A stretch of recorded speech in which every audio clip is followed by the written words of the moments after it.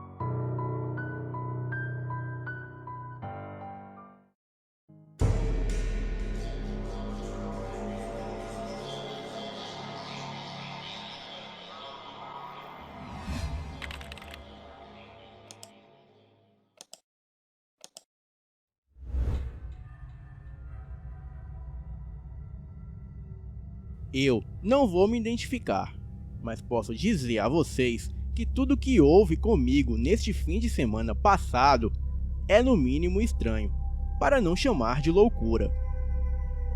Sou da cidade de Cocal do Altos, no estado do Piauí, uma cidade pequena próxima à capital do estado. Próximo, por assim dizer, porque tudo aqui é longe. Enfim. Mas o acontecido não foi em Cocal, e sim numa cidade chamada Uruçuí, na região sul.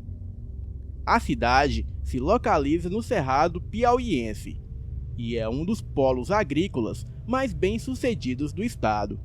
E eu fui para lá trabalhar numa fazenda de soja. E o trabalho era montando silos para armazenamentos de grãos. E fui dar manutenção em um dos silos que eu havia montado nessa fazenda, há alguns anos. Bem, seria um trabalho de uns 3 dias, mas de certo modo, um serviço até fácil para mim, que sou um profissional na área. Fui chamado lá pelo gerente da fazenda. Recebi a ligação na segunda-feira, dia 24 de junho de 2019. Ele me relatou que um dos silos estava com problemas no sistema de ventilação e que precisava de um profissional da área, pois os funcionários da fazenda já tinham tentado, mas nada dava jeito. Então, confirmei a minha ida no dia 26 para a fazenda. E assim eu fiz. Saí à noite e cheguei na fazenda pela manhã. Vocês têm que ver o nascer do sol no cerrado. É uma das coisas mais lindas que se pode ver. Eu tenho uma caminhonete dessas grandes e meio antiga, mas que é muito boa. Me lembro de subir a serra e ver os primeiros raios de sol brilharem ao longe e iluminarem os grãos dourados de soja, a perder de vista. O orvalho ainda caía sobre as plantações. E ao fundo eu podia ver os silos em que eu ia trabalhar. O cheiro do mato molhado, o ar úmido, a respiração é muito mais leve, tranquila e parece que estamos em outro planeta. E mesmo estando no estado do Piauí, um dos mais quentes do Brasil, um friozinho vinha da direção do pôr do sol. E tudo muito bom, cinematográfico, eu diria. Mas logo, essa paisagem mudou. Enquanto eu ia em direção à fazenda, eu me deparei com um homem a cavalo, com uma espingarda nas costas, seguido por mais 6 homens. E todos estavam armados de facas e revólveres. Mesmo sendo uma zona boa de caça, eles pareciam estarem vindos de um turno de segurança, e não de uma caçada. As roupas estavam limpas e arrumadas. Não tinham cara de quem vinham de caça. Reduzi a velocidade da caminhonete e apanhei o meu revólver, um calibre 38 no porta-luvas. Mas decidi não mostrar, pois os homens poderiam disparar, e se fosse um assalto, eu poderia pelo menos levar um deles comigo. Ao passar pelos homens, eu percebi que eles me olhavam de rabo de olho. Acelerei bem após passar por eles, mas ao olhar para o retrovisor, eu vi que eles não me acompanhavam. Então, eu segui a minha jornada em paz. Cheguei na fazenda por volta de 7 da manhã, e fui muito bem recebido como de costume. Trabalhei bastante naquele dia. Entrei por dentro do silo para instalar os andaimes e instalar as cordas para verificar a estrutura. A manhã toda foi só para preparar os equipamentos. A poeira e pó de grão de soja se misturavam no ar, dando um cheiro amadeirado e levemente arisco no local. O calor da parte de dentro da estrutura metálica fazia com que aquele ambiente fosse quase insuportável. Por volta do meio-dia, eu desci da estrutura que já estava armada e lavei as mãos no banheiro, e me preparei para ir para o refeitório para o almoço. O refeitório da empresa é um galpão desses grandes, com paredes altas e teto de metal. Mesas enormes onde os funcionários se sentam, e banheiros nas laterais. Cerca de 200 homens se alimentavam por dia, 3 vezes por dia. O pessoal que trabalhava prestando serviço no cerrado geralmente se conhece. Então, não demorou muito para um rosto amigo se fazer presente em meio a todo aquele alvoroço. Ao longe, eu vi um homem que me acenava de uma das mesas ao fundo do grande galpão. Era um amigo que eu fiz nessas idas e vindas a essas fazendas. Agora teria pelo menos uma boa prosa. Logo fui me aproximando e me sentando para conversar. Ele me contava sobre a família, filhos e de como as coisas estavam meio apertadas em casa. Me falava sobre o dia a dia e não demorou muito para, entre uma garrafada e outra, eu perguntar a ele se ele tinha visto os homens que eu vi pela manhã, ali na estrada. Ele levou uma colherada de comida à boca, grunhiu, pondo a sua mão fechada próxima aos lábios, e disse: "Olha, eu não sei se você vai acreditar, então deixa isso pra lá. Mas, para resumir as explicações, o dono da fazenda contratou eles para fazer a segurança na fazenda.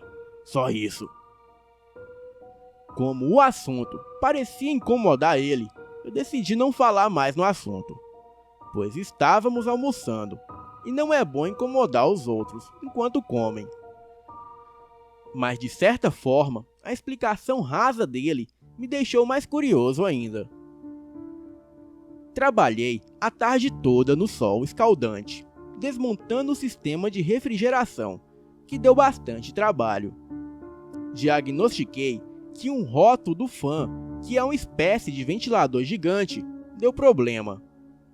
Chamei o gerente da fazenda pelo rádio e expliquei a ele que o rótulo estava quebrado e que deveríamos pedir um, que viria de Balsas, no Maranhão, e que deveria chegar no dia seguinte na parte da tarde.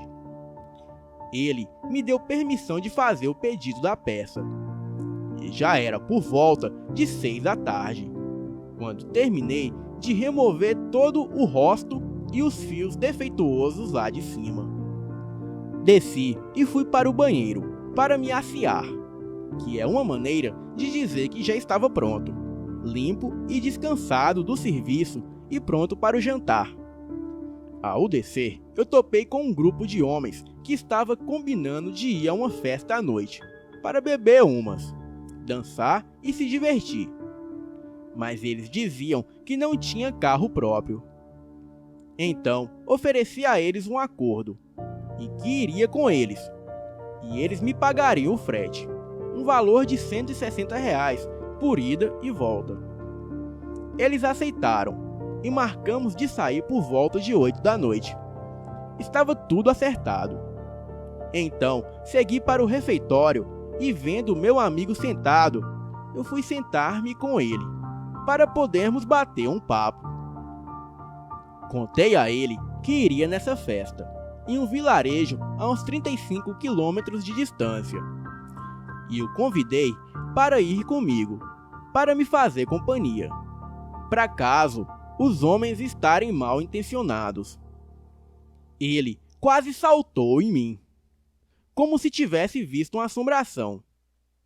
Disse que não iria de forma alguma. E depois de muito insistir, ele me contou algo inimaginável. Olha, rapaz, você é doido. Sabe por que colocaram aqueles seguranças aqui? Desde o mês passado que ninguém dorme nos alojamentos. Um bicho preto, cabeludo, entrou lá semana passada e quase mata um dos trabalhadores. Diz que era uma coisa monstruosa. O pessoal do turno da noite disse que já viram ele correndo pelas plantações e que só não atacou eles por causa das máquinas, que são grandes e com muita luz.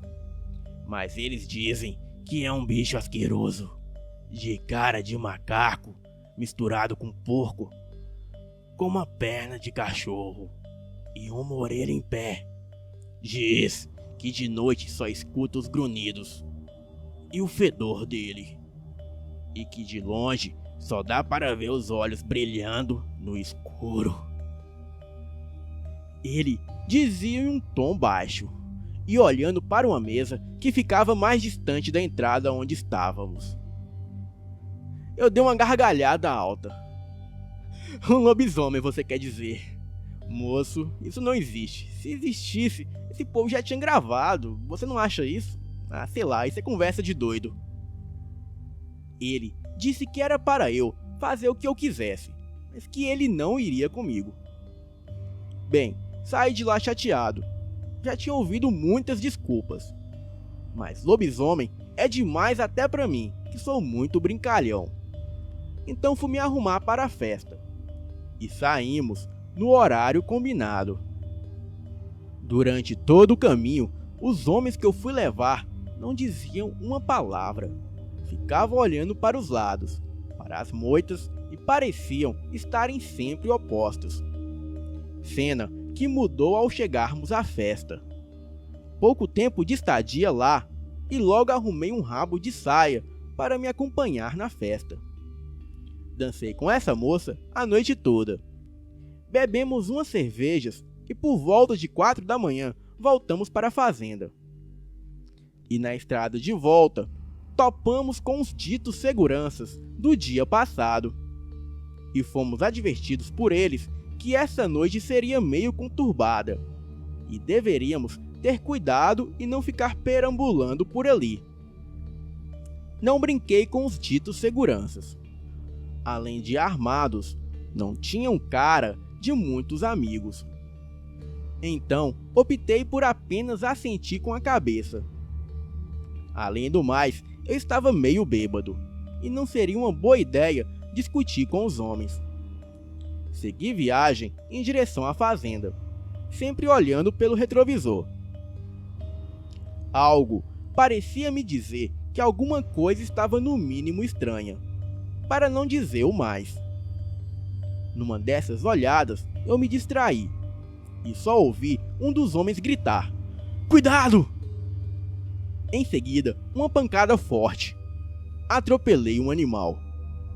O impacto foi tão forte que, além de ameaçar o capô da caminhonete, quebrou o vidro do para-brisas dianteiro. Aparentemente, eu tinha acertado um boi grande, de aproximadamente uns 300 quilos. Aquilo parecia ser de fato um animal imenso. Parei a caminhonete debaixo de uma árvore, no lado oposto da pista, e descemos do carro com as lanternas dos celulares iluminando o animal. Na verdade, procurávamos o animal, pois não encontrei nada que havia atropelado.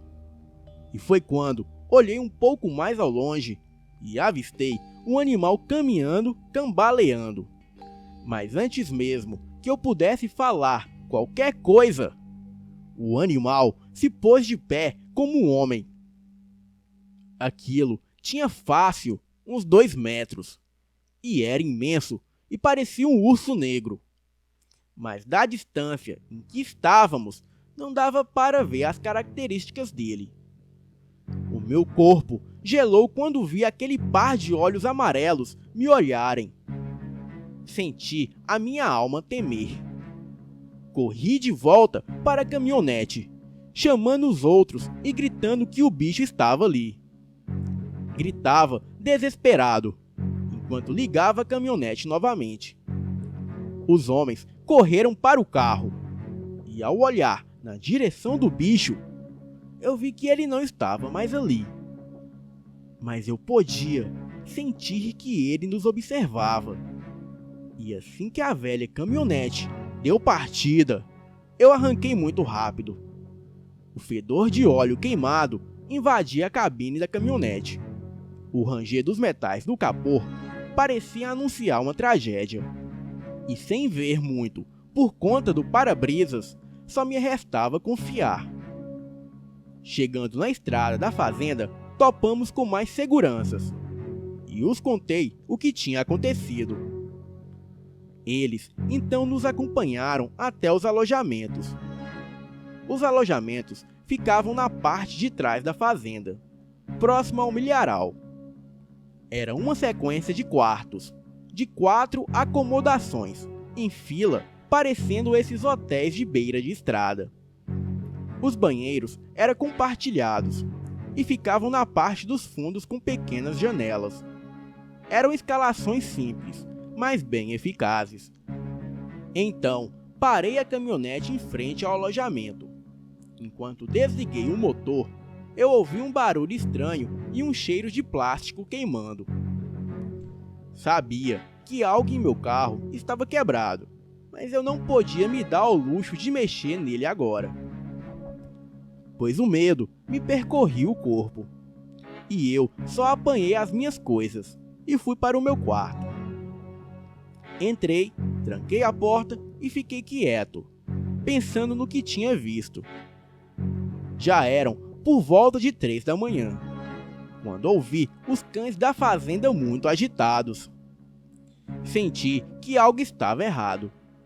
Me aproximei da porta para tentar ouvir melhor.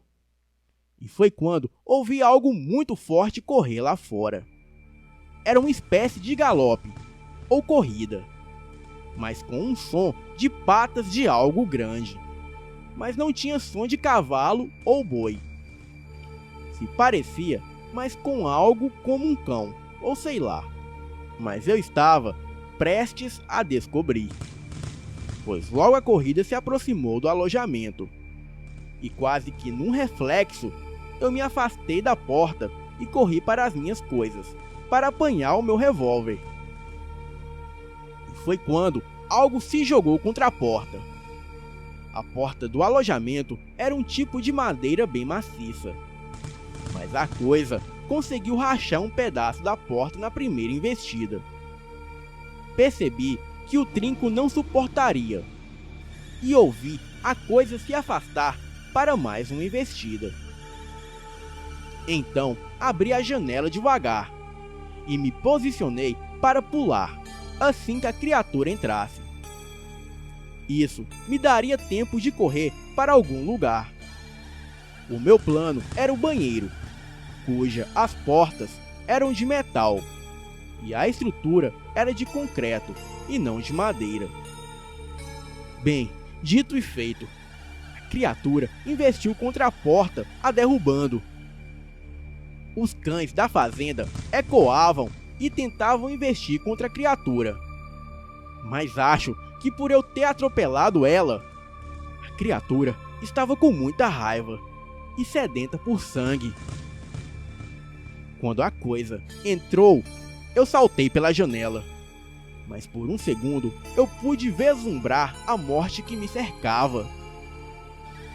Era um ser imenso, realmente de uns 2 metros, muito forte e de pelos negros.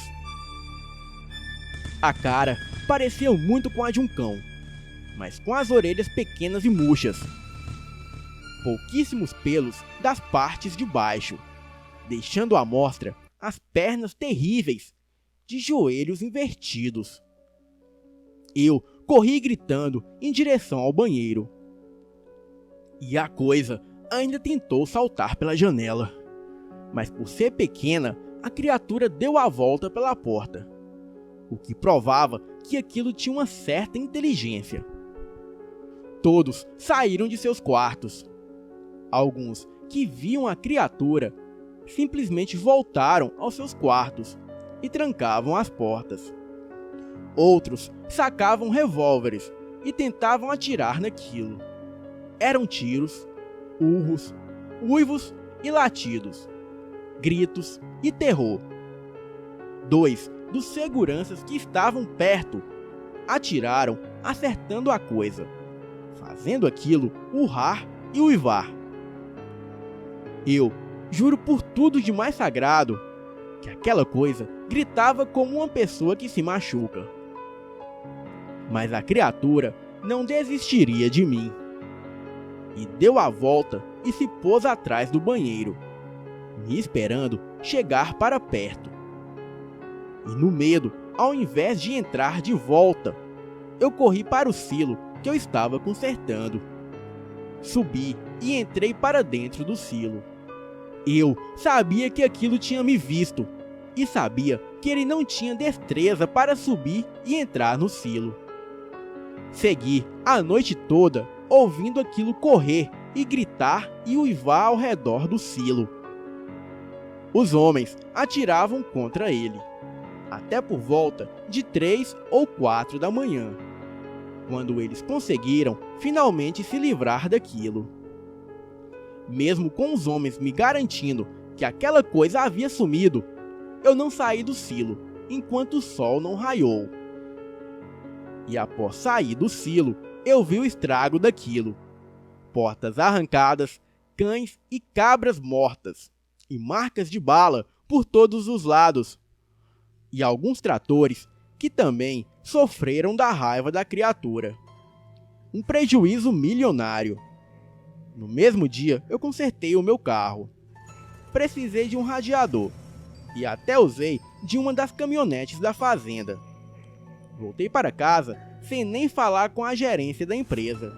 Deixei o silo sem reparos e, até onde sei, eles contrataram outro rapaz.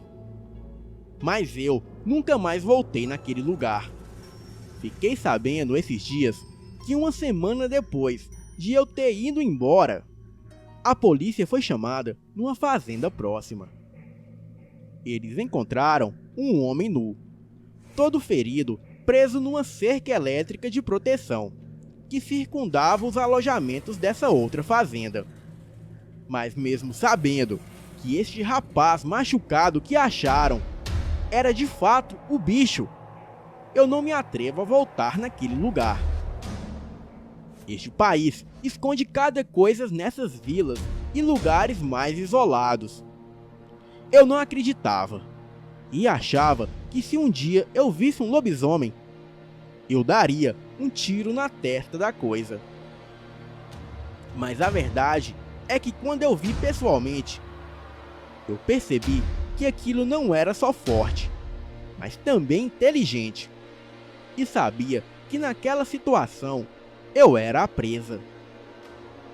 E que se não fossem os outros, eu estaria não só morto, mas destroçado.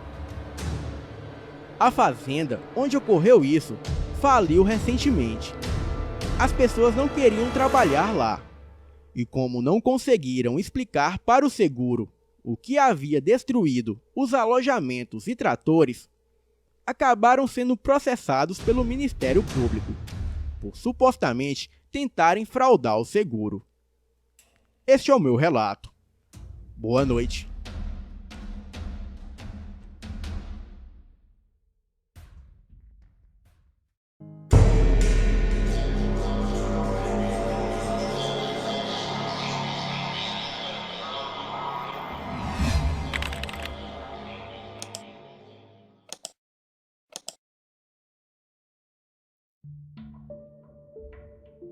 Olá, Elite Oculta.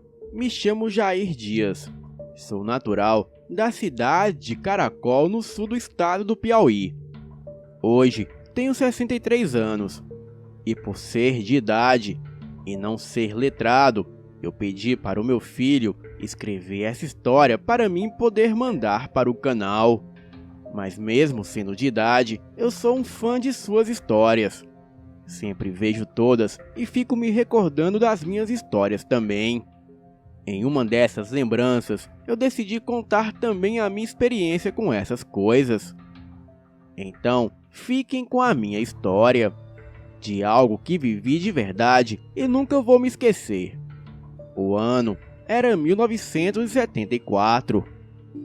Nessa época, a minha família morava no povoado de Angico Branco, o interior do município de Caracol do Piauí.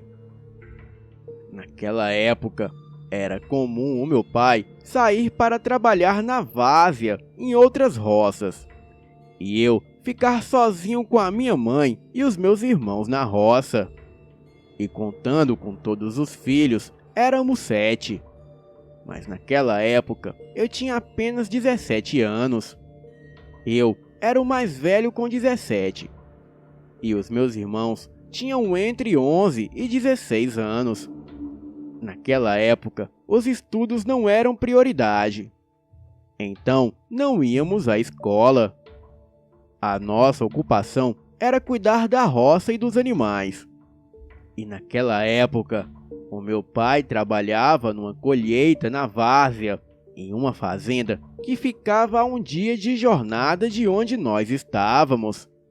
E para piorar as coisas, a minha mãe estava grávida. Então, quem cuidava da roça, da casa e dos animais éramos eu e os meus irmãos. Eu, por ser o mais velho, eu ficava com o trabalho mais pesado. Plantava, limpava o mato e colhia. Os meus irmãos cuidavam dos animais. Eles davam de comer para as galinhas e cuidavam das ovelhas e dos cachorros da roça. E por fim, as minhas irmãs faziam os queijos e requeijões. E também cuidavam da casa, limpavam tudo e faziam comida. Além de que elas cuidavam também de nossa mãe. Naquele tempo, nós tínhamos em casa uma velha espingarda de caça do meu pai. E ele usava para caçar e também para dar uns tiros para cima de vez em quando, para afastar as onças, pois morávamos bem no pé da serra. E era comum aparecer onças pardas por lá à procura de comida. E sempre que os cães as viam, eles ficavam ouriçados, latindo feito loucos.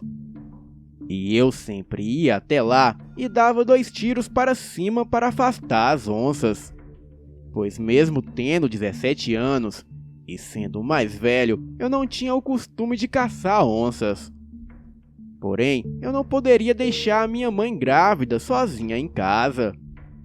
Além desses animais, nós tínhamos 2 burrinhos de carga, que usávamos para puxar uma carroça. E essa carroça nós usávamos para levar as coisas para vender na cidade mais próxima. E assim, tínhamos o nosso sustento. Vez ou outra, tínhamos que sair para vender essas coisas, para comprar remédios para minha mãe. Então, uma certa vez, íamos eu, a minha mãe, o meu irmão e uma de minhas irmãs. Íamos para a cidade para podermos vender algo, enquanto os outros irmãos ficavam em casa. E sempre antes de sair, a minha mãe rezava com os meus irmãos e pendurava na porta uma medalha de São Miguel Arcanjo, para proteger os meus irmãos. Ela dizia que se algo acontecesse, era para eles entrarem em casa rezando o ofício de São Miguel Arcanjo, que assim o anjo vinha para proteger a casa. Bem, então veio um dos dias mais terríveis de minha vida. Já eram quase 2 da tarde, quando a minha mãe começou a sentir muita dor. Ela chorava e gritava, e os meus irmãos ficavam preocupados, enquanto eu pensava no que fazer. Ainda faltavam 2 ou 3 semanas para o parto, isso segundo os médicos. Mas pelo que eu estava vendo, o meu novo irmãozinho não queria esperar mais tempo. Então, no impulso, eu mandei os meus irmãos prestarem muita atenção nela e que cuidassem bem da minha mãe enquanto eu ia na Dona Maria dos Partos, que era uma parteira que ficava ali perto. Apanhei um dos burros da roça e coloquei a carroça nele. Saí naquela tarde, na maior pressa, para encontrar com a Maria dos Partos. Mas a casa dela ficava meia jornada de onde estávamos. Ou seja, meio-dia de cavalgada de nossa roça. Mas eu sabia um atalho, passando pelas terras do Major Raimundo. Ele era um vereador da cidade, conhecido por ser muito ignorante. Ele ganhou a eleição naquele tempo na base da bala. E havia até boatos na região que ele virava bicho. E também tinha parte com o Tinhoso. Bem, eu precisava chegar rápido na casa da senhora parteira. Então saí voado dali em busca da senhora para fazer o parto da minha mãe. E quando eu estava saindo quase na rua que dava na casa da parteira, porém ainda dentro das terras do Major Raimundo, eu dei bem de frente com ele, que vinha a pé de dentro da mata. O meu burrinho se assustou com a figura do homem saindo da mata, com umas roupas estranhas. Ele me perguntou o que eu fazia galopando nas terras dele, e também se eu não tinha medo de tomar uma bala na testa. Ao que respondi que estava vindo de casa, e que a minha mãe estava em tempo de parir. Então eu tinha que ir rápido na casa da parteira. Ele riu meio de canto e fez menção para eu passar, mas me alertou que, como era um caso sério, eu deveria ir rápido. Mas se eu voltasse a invadir as suas terras novamente, ele me arrancaria a cabeça. O burrinho estava quase empacando, a ponto de eu ter que empurrá-lo para ele poder sair do lugar. Então, o major me perguntou quem estava em casa com a minha mãe. Eu lhe contei que ela estava só com os meus irmãos menores, e este foi o meu maior erro. Com muito custo, o burrinho passou do homem, e assim eu arrochei correndo de novo. Desci do burrinho aos gritos na casa da Dona Maria parteira, e já eram quase 5 da tarde. Desci gritando que precisava de ajuda, porque a minha mãe estava em trabalho de parto. Ela então já saiu com as suas trouxas e sacolas cheias de remédios e óleos. E eu nem entrei em sua casa. E dali voltamos da porta mesmo.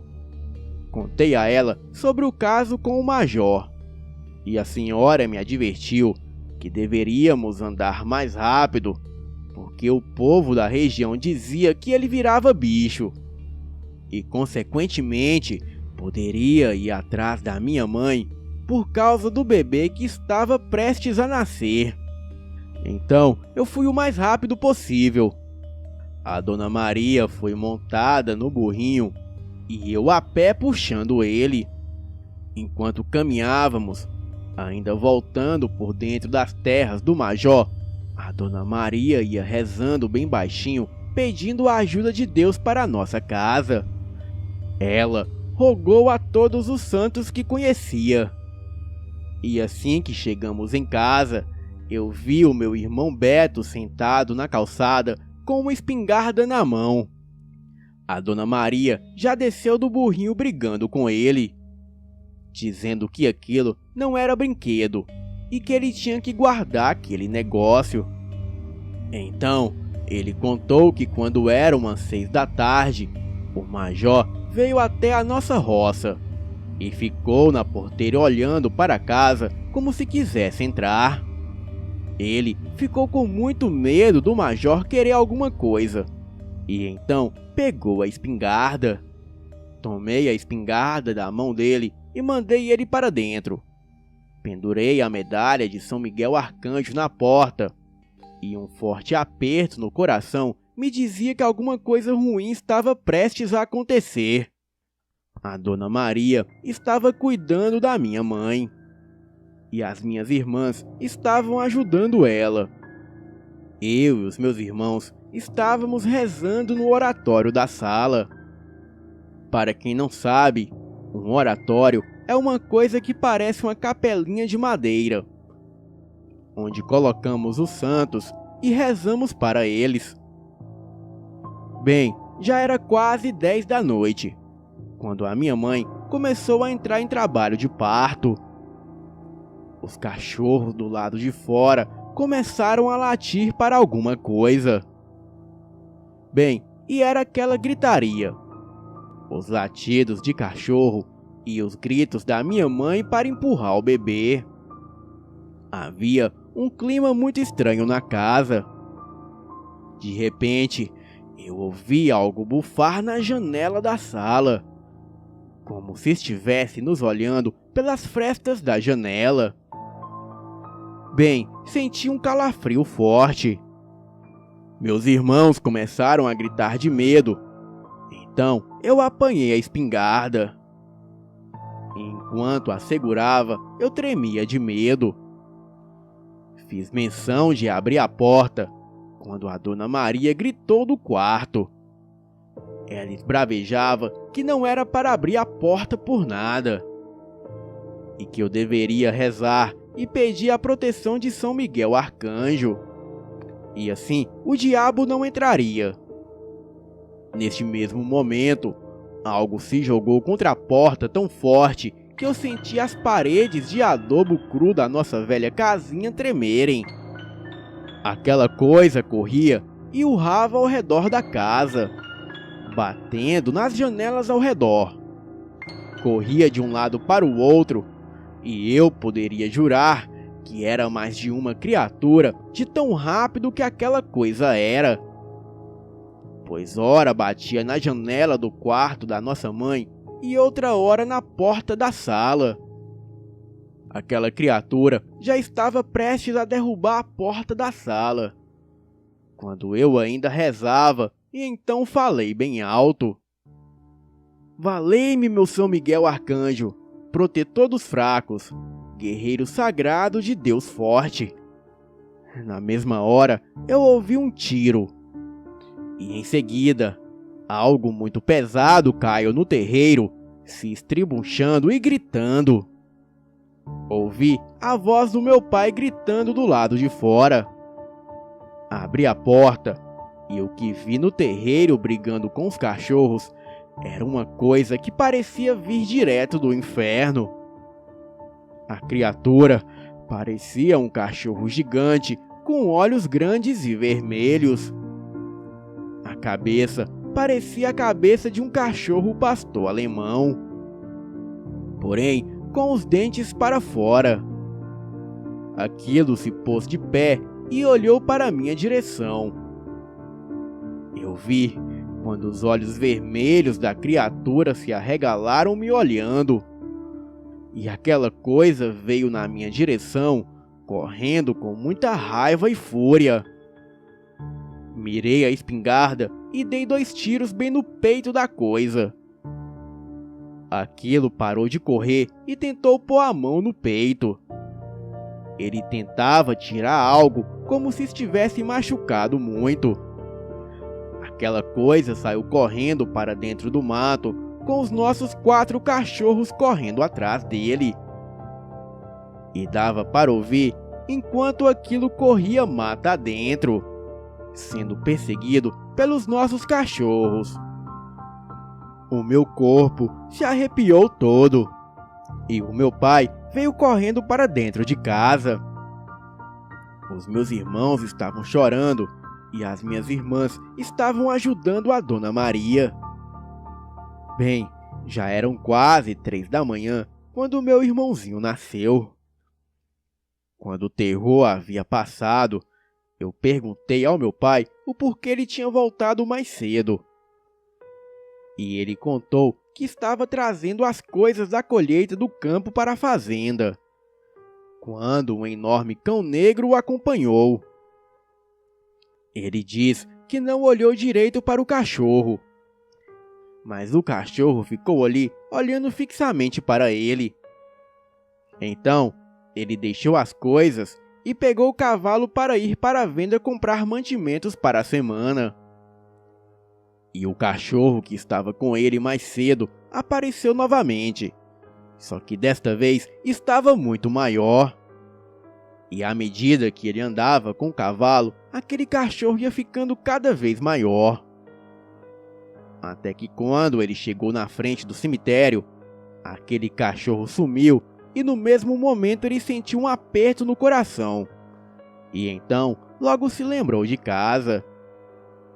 Era por volta de meio-dia, então ele veio o mais rápido possível com o cavalo para casa.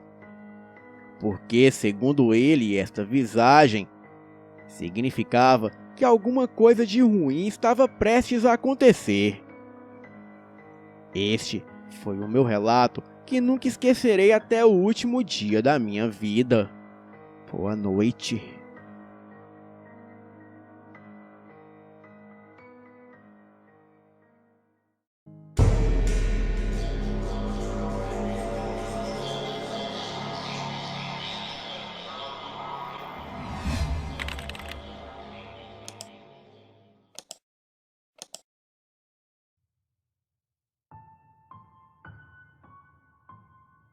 Conta os mais velhos que por volta dos anos 70 estabeleceu-se às margens da Serra do Quilombo, próximo a um velho cemitério abandonado, uma família composta de 9 pessoas.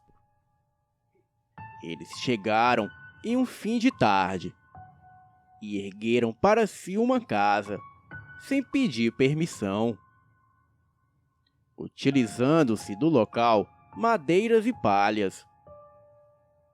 E em menos de 7 dias, eles se instalaram. Diante desta notícia, existem várias especulações.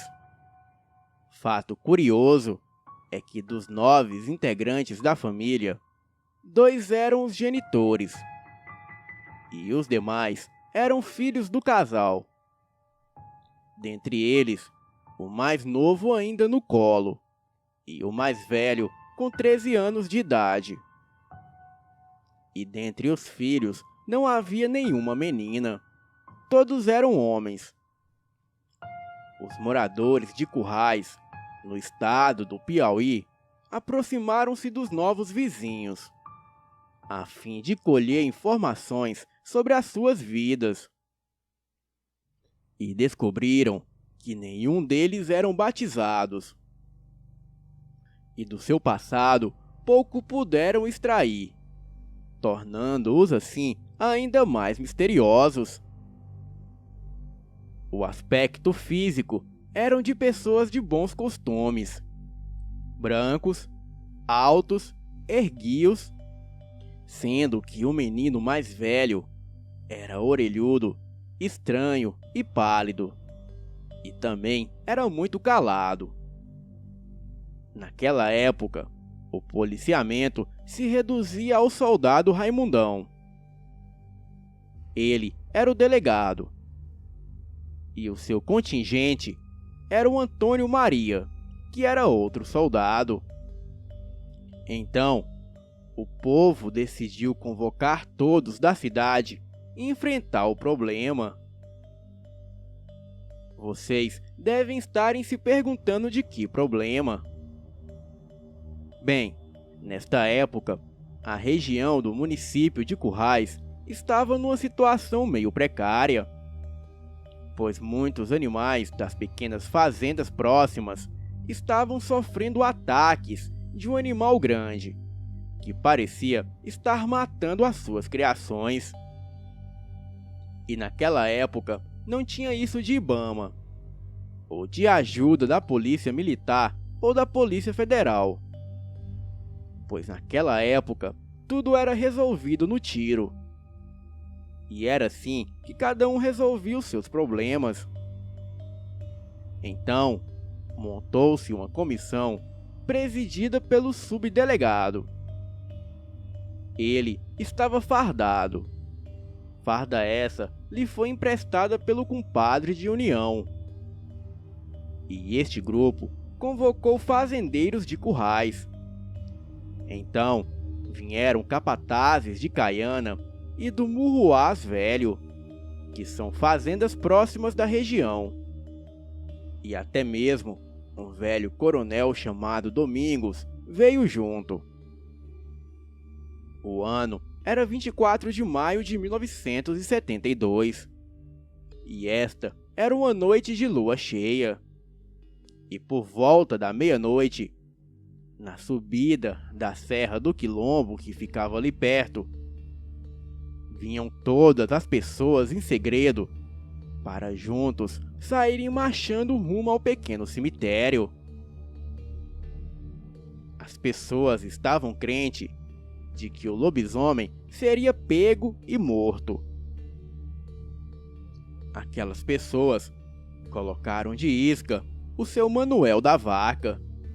Era um sujeito meio abestado e nem sabia do que estava acontecendo. Então, assim que ele subiu a ladeira do Quilombo rumo ao cemitério, foi imediatamente atacado pela fera. De longe, os homens avistaram o massacre ao companheiro. E de início, todos ali temeram. Mas depois, todos correram. Homens e mulheres encorajados, não se sabe por quê. Talvez mais pela curiosidade do que por compaixão do companheiro.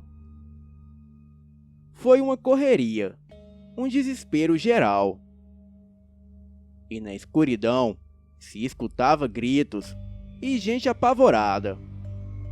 E os valentões fugindo pelas laterais, cavalos pisoteando gente, tiros disparados a esmo, gritos de mulheres chamando pelos filhos, lamentações, vaqueiros apoiando a fera, e por fim o bicho foi encurralado. Os homens fizeram um cordão humano com um perímetro de 600 metros e foram fechando o cerco. E à medida que fechava o círculo, o bicho ficava acuado e uivava. E estribunchado na mata fazia um barulho incomum. Galhos de árvores eram arremessados nos homens. E a coisa rosnava como onça e uivava como lobo. E de longe se viu seus olhos cor de fogo. Os homens avançavam para cima, e a fera ficava mais agressiva. As pessoas estavam munidas com tochas a querosene, lamparinas e lampiões. E foi assim por mais de 1 hora. Por fim, a multidão avançou ferozmente contra o monstro. O círculo se fechou. Mas de repente, do nada, a fera sumiu e nada foi encontrado.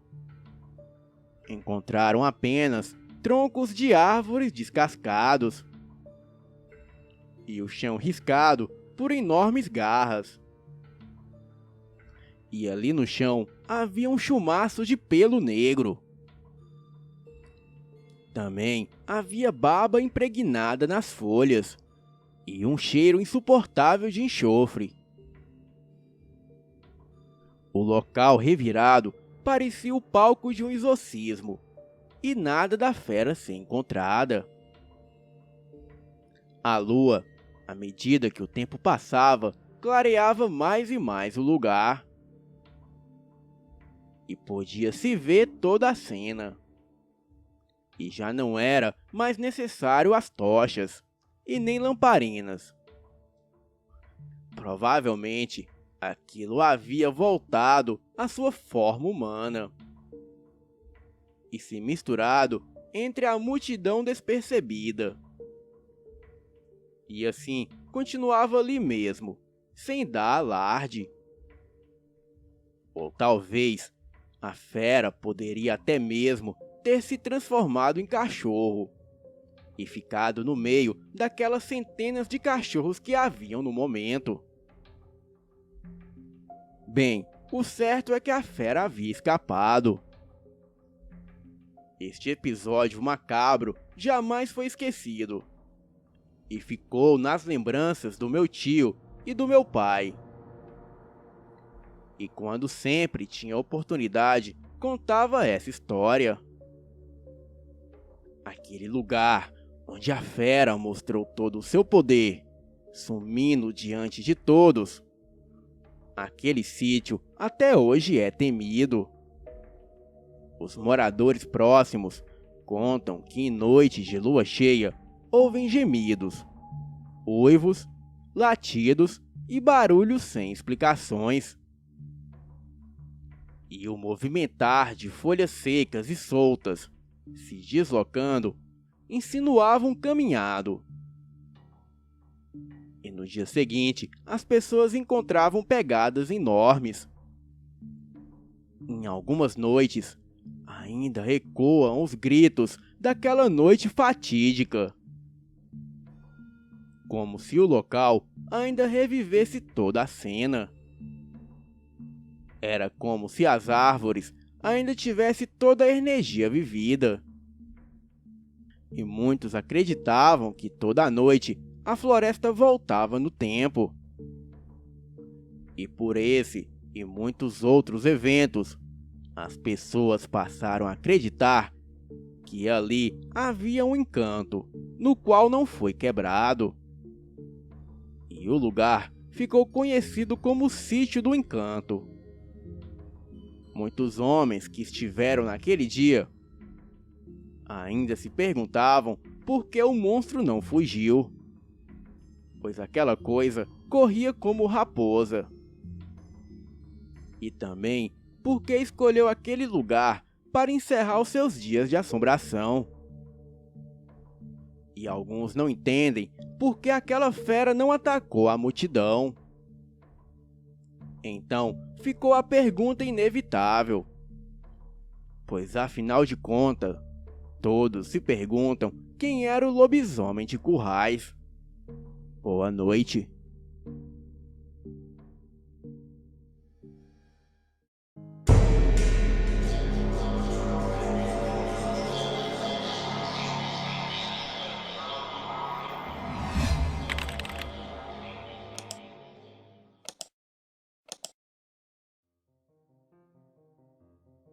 Na cidade de Demerval Lobão, no norte do estado do Piauí, a cerca de 70 quilômetros da capital do estado, Teresina, moradores relatam a aparição de um lobisomem. Houve até menção na TV local e até em alguns veículos de mídia digital local. Os moradores afirmavam que o tal bicho estava devorando animais de criação, bem como alguns animais selvagens. E em uma dessas aparições, um morador local acertou um tiro na criatura. E o que vou lhes contar aqui é a história de um morador do povoado Chapada do Sul, do seu encontro e do dia que ele mesmo acertou um tiro na criatura. Vamos ao relato. Jefferson da Silva tem 28 anos e é nascido e criado no município de Demerval Lobão. Em sua grande parte da vida, o mesmo morou na localidade Chapada do Sul. O rapaz conta que no município sempre houve livuzia. Palavra essa que as pessoas mais velhas e moradores do interior do Nordeste usam para classificar coisas sobrenaturais. Ele diz que as pessoas da localidade sempre falam em aparições. Falava que antigamente o povo escondia botijas de ouro embaixo de um certo pé de jatobá, que ficava na metade da estrada que liga a comunidade à cidade. E que por conta disso, neste lugar, sempre havia aparições de fantasmas. E que foi neste local que o povo dizia ter alma penada. E onde até mesmo, anos atrás, um morador chamado Raimundo, a quem as pessoas chamavam de Raimundão, encontrou com uma livuzia de um bode falante. E este bode deu uma carreira no Raimundão. E essa carreira foi tão séria que até hoje ele não pisa fora de casa sozinho à noite, por nada neste mundo. O povo até chamou ele de Raimundão do Bode Preto por um tempo. Mas o homem ficou tão perturbado que o povo decidiu parar, pois ele não aparentava estar bem com isso tudo. Bem, continuando a história. O Jefferson, que o povo chama de Jefinho do Lobisomem, conta a ele que era uma tarde normal, quando ele foi para a cidade. Ele relata que era normal ele ir sempre para a cidade no fim da tarde para levar as suas coisas para vender na feira. Em uma certa tarde, ele apanhou seu jumento e o carregou com mandioca, banha de porco, carne de sol, tapioca, farinha de mandioca e outras coisas. Apanhou a sua espingarda e o seu facão e saiu para a estrada. E consigo ele levou um medalhão de São Sebastião, que era o seu padrinho de nascimento. E passando pela saída da localidade, ele beijou a medalha, rezou um Pai Nosso e se benzeu. E daí ele foi andando devagar para não cansar o seu jumento. E por não ter como caminhar o caminho todo, ele montou no jumento e foi a galope lento pelos primeiros quilômetros. Ele conta que a lua estava grande no céu. E quando ele se aproximou do jatobá do meio da estrada, ele viu uma sombra deitar no chão e rolar de um lado para o outro. A sombra, que parecia ser grande, começou a levantar muita poeira.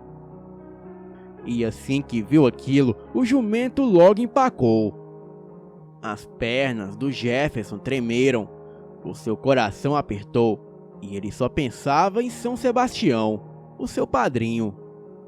Jefferson começou a andar para trás com seu jumento, mas era tarde demais. Aquela criatura que estava ali ficou em pé e os seus olhos acenderam laranja, como duas lanternas na sombra. O jumento disparou na direção contrária e a criatura correu para dentro do mato. Mas mesmo assim, o jumento não parava de correr. E vez ou outra, ainda dava para ver algo correr por dentro do mato, acompanhando ele e o seu jumento. Até que chegou uma hora que o jumento caiu numa areia.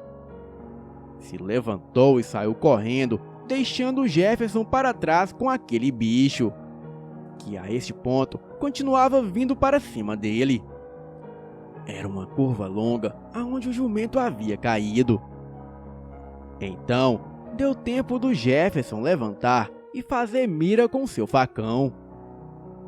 Depois de um tempo, aquela criatura saiu bem em cima dele.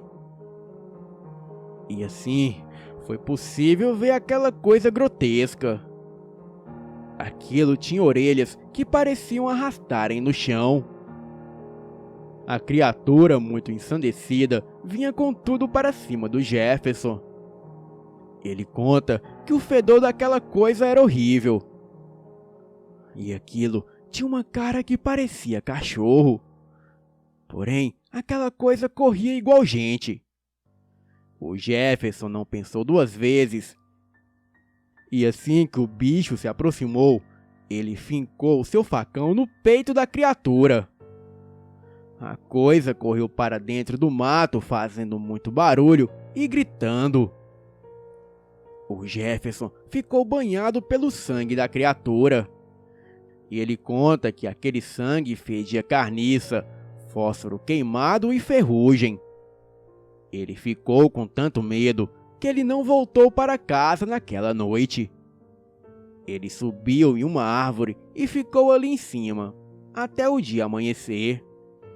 E quando os primeiros raios de sol surgiram, ele correu para casa.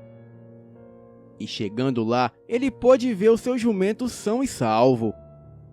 O Jefferson ficou tão traumatizado que ele não foi mais para a cidade. Mas soube dias depois que acharam um mendigo morto perto do rio Poti, que passava ali perto. Mas depois dessa noite, as pessoas da localidade nunca mais viram lobisomem na cidade de Demerval Lobão. Boa noite.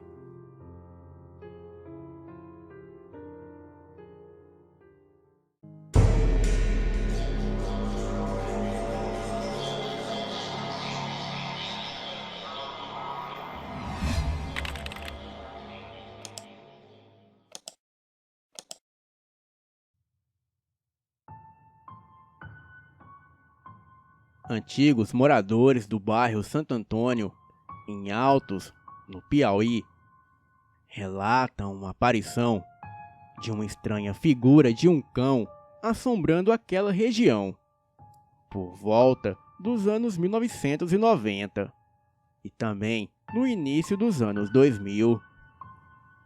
Na forma humana, a besta diabólica, ao que contam, era um homem que mantinha relação amorosa com a enteada.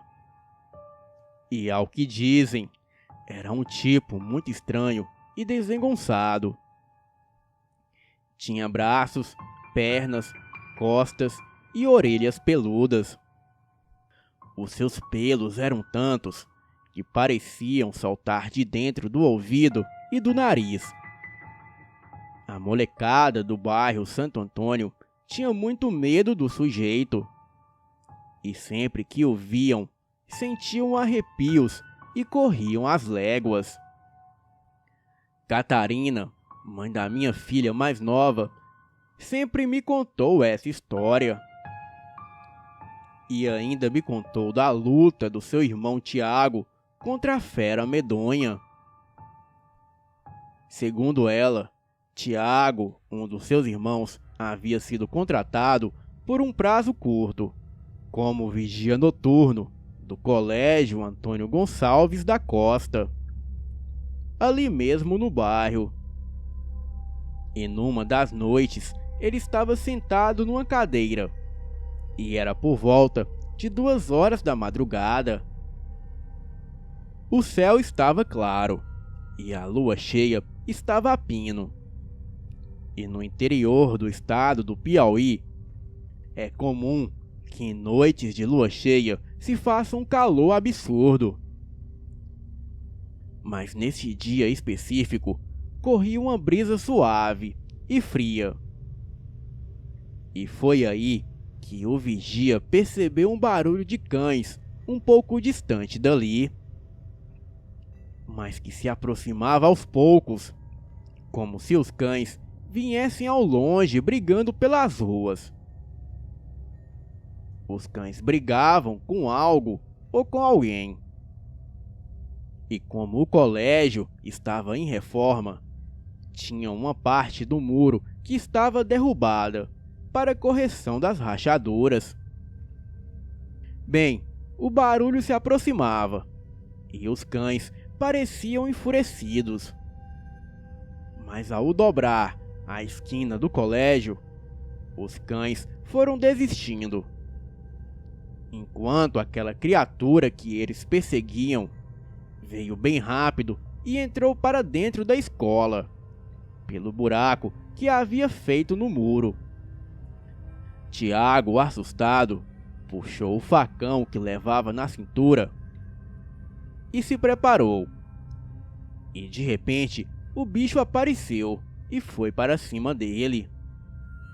Mas ele, assim que viu a coisa, quase amoleceu as pernas e perdeu a coragem.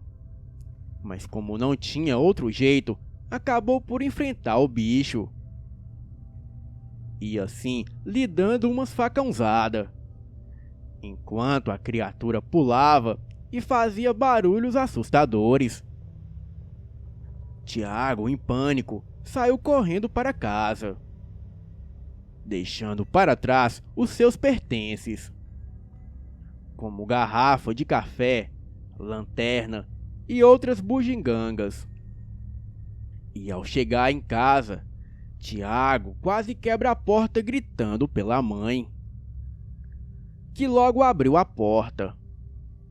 A porta de sua casa era uma daquelas de 2 divisões. E assim que a sua mãe abriu, ele saltou para dentro e rapidamente fechou a porta. E em seguida, ficou olhando pelas frestas da porta se aquela criatura estava o seguindo. Ele segurava o seu facão e permaneceu assim até o dia amanhecer. Tiago queria garantir que não havia sido seguido e tinha medo que a fera, no meio da noite, tentasse invadir a sua casa. Quando o dia clareou e a sua família acordou, ele foi contar o acontecido e descreveu o animal que havia visto. Ele dizia que aquela coisa era um lobisomem. E ao correr daquilo, aquela criatura infernal fazia um barulho que era como se fosse gemidos e grunhidos ao mesmo tempo. Eram sons que lembravam por vezes um homem. Em outras ocasiões, lembravam um cachorro. Além do que, ele não entendia como, mas havia também um barulho de latas batendo ou chacoalhando. E o mais estranho é que a criatura corria e saltava ao mesmo tempo. Era como se aquilo pulasse pelo chão, mas conseguia fazer movimentos bruscos, como pular de um lado para o outro muito rápido. Ele não conseguia ver se haviam patas naquele animal. Só dava para ver um monte de pelos se mexendo. Bem, a história se espalhou na região, e os tufos de pelo da criatura foram encontrados na rua próxima ao colégio. E por mais absurda que a história possa parecer, ninguém duvidava de Tiago. Primeiro, porque ele parecia o mais assombrado dos homens. E não tinha quem dissesse que ele estava inventando aquilo. Até porque já haviam rumores de que um dos vizinhos virava lobisomem. Ainda na tarde seguinte, o tal homem que dizia carregar a maldição do lobisomem amanheceu todo arranhado e com 2 riscos de faca no lombo. E ao vê-lo naquele estado, Tiago teve a certeza que aquele homem era a fera da noite passada, pois os ferimentos eram os mesmos que ele havia infligido na criatura.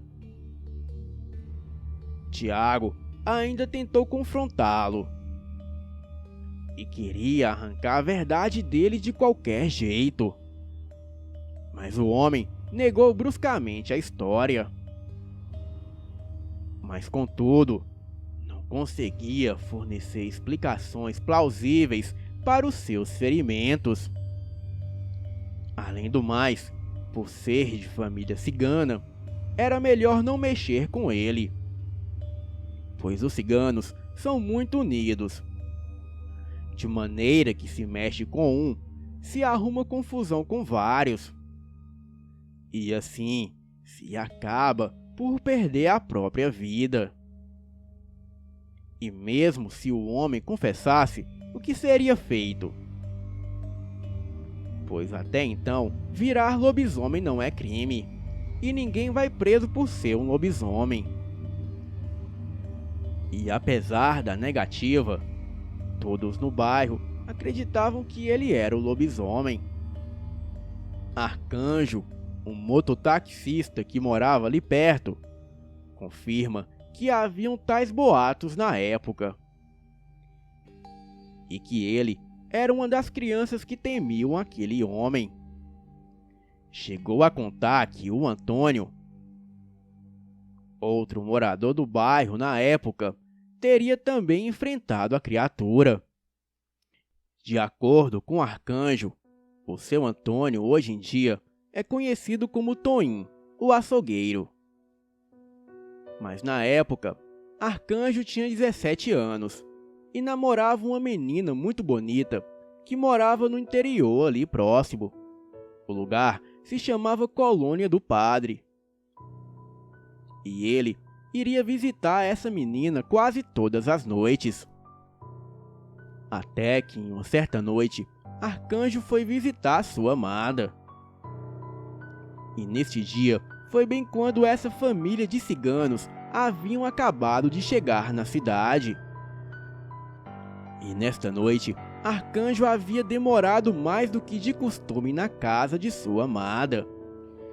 De modo que quando ele estava voltando e passando por uma gruta próximo ao acampamento dos ciganos, ele ouviu um grunhido muito forte e um barulho como se algo corresse em sua direção. E como Arcanjo não era besta, ele correu e subiu em uma árvore ali próximo. Ficou ali quieto e minutos depois ele viu sair da mata um animal muito grande, peludo, de olhos vermelhos, que fedia muito. Aquela coisa se pôs de pé, cheirando o ar. E de repente, como se adivinhasse, olhou para cima da árvore, diretamente nos olhos de Arcanjo. A criatura correu em direção à árvore, se chocando com ela. E em seguida, aquilo cravou as suas mãos na árvore, a balançando, como se fosse gente mesmo. E assim, fazendo o Arcanjo cair. E então ele pegou seu punhal, que sempre levava consigo, e confrontou a fera. Enquanto a criatura ficava tentando atacar Arcanjo, ele com seu punhal ficava dando facadas na coisa. Facadas essas que às vezes acertava, e outras vezes simplesmente batiam numa crosta muito forte. E a faca simplesmente não entrava. E quando finalmente se livrou daquilo, Arcanjo correu para casa. E quando o dia raiou, ele contou para todos o ocorrido, o que novamente levantou as suspeitas contra o homem que dizia virar o monstro. E este mesmo homem, vez ou outra, aparecia todo ferido, de forma misteriosa. Arcanjo contava também que os homens do bairro viviam falando em se unir para capturar a fera. Mas na hora H, todos alegavam ter outros compromissos, para não aparentarem que de fato sentiam medo. Mas aquele cigano que se transformava em fera, querendo livrar-se de futuros problemas, pegou a sua família e foi embora do bairro, levando consigo toda a sua família, inclusive a sua enteada, a quem mantinha relações sexuais. E desde então, ele nunca mais foi visto. E anos mais tarde, ele foi encontrado em uma cidade vizinha, trabalhando em um açougue. Porém, todos desconhecem o seu passado, ou que rumo tomou. Arcanjo também contava que o bicho saltava bastante era para pular em cima da pessoa. E segundo ele mesmo, a única forma do lobisomem se livrar da maldição seria saltando por cima de alguém. E desta forma, a criatura volta à forma humana e a maldição se transfere para a pessoa por cima de quem ele pulou. Arcanjo também contava que o único jeito de botar o lobisomem para correr sem precisar recorrer à força é o chamá-lo pelo seu nome humano. Pois se alguém adivinhar o seu nome, a criatura corre em disparada. E apesar do lobisomem nunca mais ter atacado aquela região, o povo do bairro de Santo Antônio ainda se lembra daquelas noites de assombração. E até hoje, são poucos os que se atrevem a circular a altas horas da noite naquela região. Principalmente nas noites de quinta-feira para sexta. A noite em que a fera corria solta pelas ruas do bairro. Boa noite.